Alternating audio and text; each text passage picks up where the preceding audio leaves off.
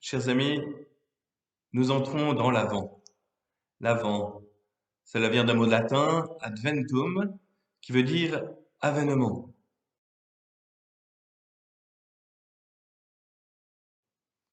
Avènement de Jésus, avènement du Messie, avènement que les prophètes, que le peuple d'Israël tout entier a attendu pendant 2000 ans.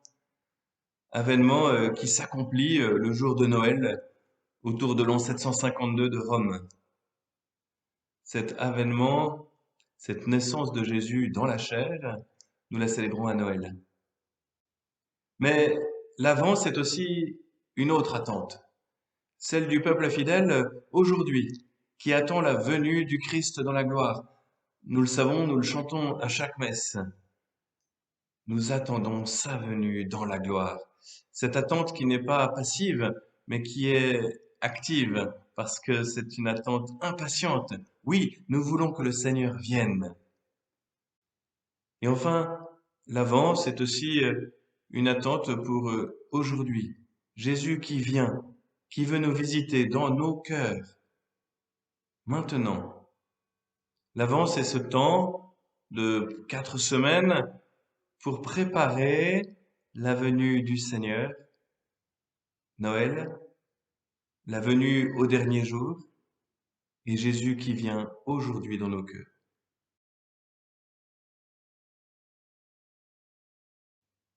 Alors, dans ce premier petit temps de réflexion, je vous propose de prendre comme compagnon le prophète Isaïe.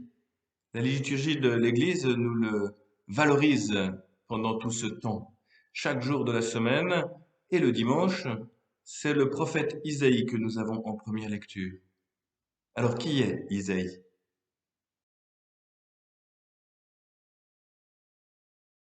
Isaïe est l'un des 4 grands prophètes de l'Ancien Testament. Grand pourquoi? Parce que son livre est long, avec Jérémie, Ézéchiel et Daniel. On dit de Isaïe, on l'appelle parfois le 5e évangéliste, parce que il est le prophète de l'attente, il est le prophète de l'annonce du Messie, l'annonce du Seigneur qui vient.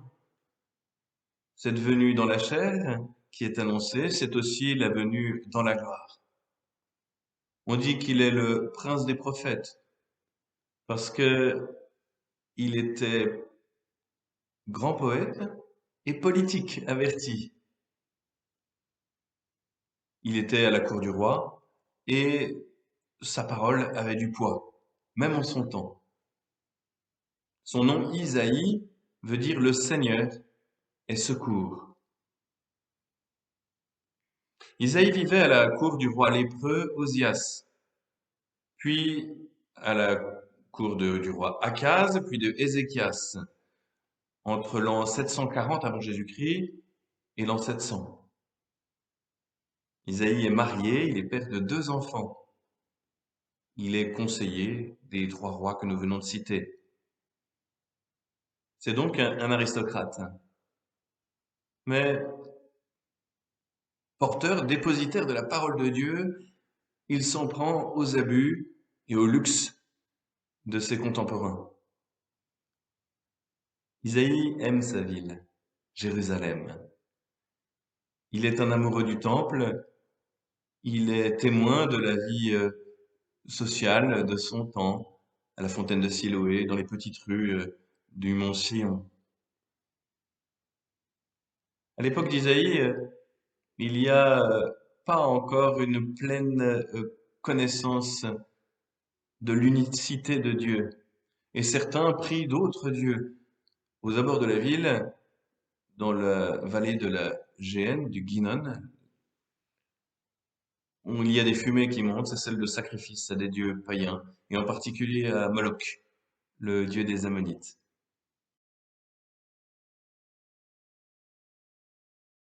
Voilà l'histoire du premier Isaïe.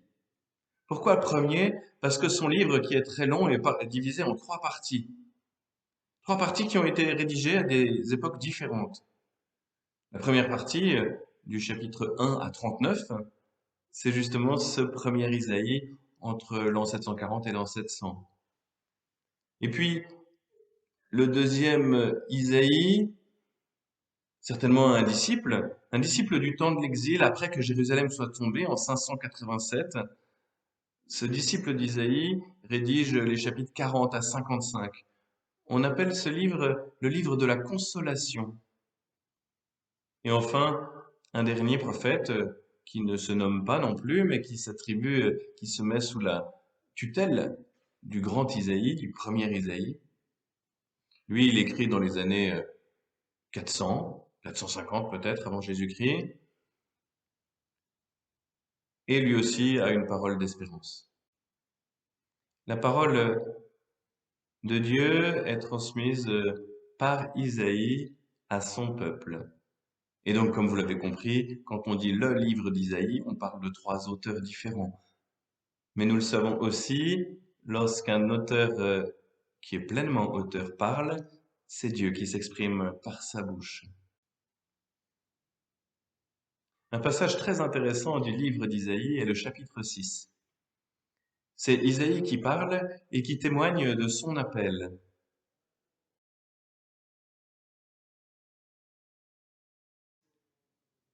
L'année de la mort d'Ozias, je vis le Seigneur qui siégeait sur un trône très élevé.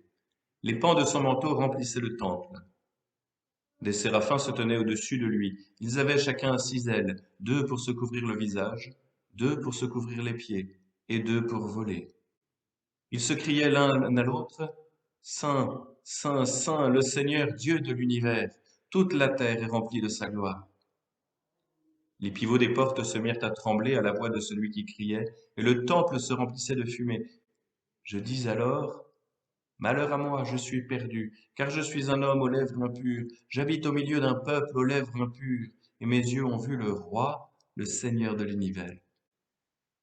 L'un des séraphins vola vers moi, tenant un charbon brûlant qu'il avait pris avec des pinces sur l'autel. Il l'approcha de ma bouche et dit, ceci a touché tes lèvres, et maintenant ta faute est enlevée, ton péché est pardonné. J'entendis alors la voix du Seigneur qui disait, qui enverrai-je? Qui sera notre messager? Et j'ai répondu, me voici, envoie-moi.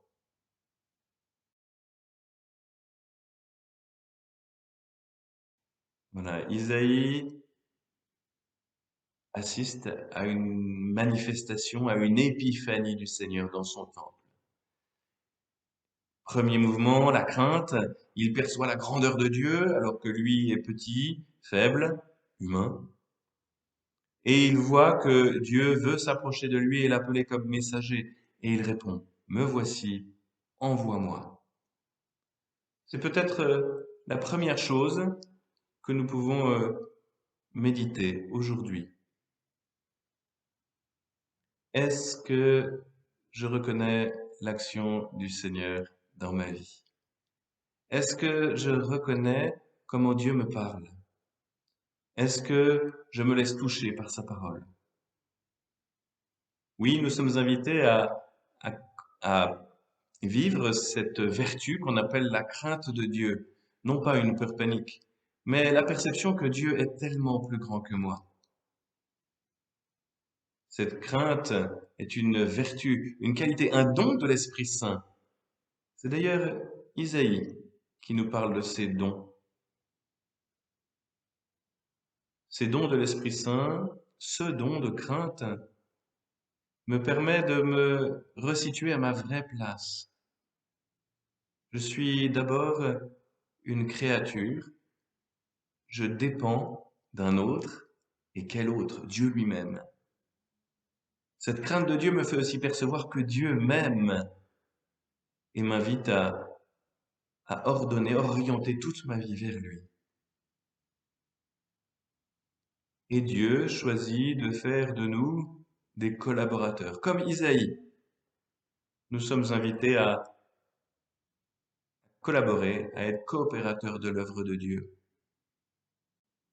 Dimanche dernier, la fête du Christ roi, nous l'avons entendu, Jésus nous donnait cette parabole du jugement des nations.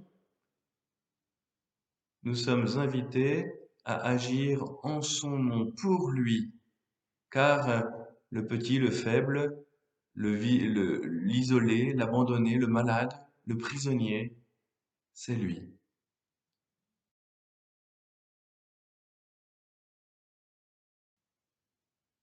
Alors, je vous invite à lire le prophète Isaïe. Je vais vous laisser en fin de vidéo quelques textes à lire et à méditer tout au long de cette semaine, tout au long de l'Avent même. N'hésitez pas à découvrir chaque jour la parole de Dieu et la première lecture, qui sont toutes du livre d'Isaïe.